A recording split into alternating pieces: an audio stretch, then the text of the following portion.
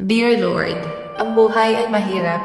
Maraming pagsubok sa buhay at hindi ko alam kung paano ito masusolusyonan. Kaya lumalapit ako sa iyo na sana ako ay iyong tulungan sa lahat ng aking mga problema sa aking pamilya. Tatawarin mo ako sa lahat ng aming mga kasalanan. Gabayan mo ako, Panginoon, na makita ko sa iyo ang tunay na kaligayahan. Dahil ikaw lang ang makakapagbigay sa akin ng tunay na kaligayahan. Maraming gumugulo sa aking isip na hindi ko mapaliwanag. Tulungan mo ako, Panginoon, na maging malakas at luminaw ang aking pag-iisip, na malaman kung ano talaga ang aking layunin sa buhay. Mahalin mo ako, Panginoon.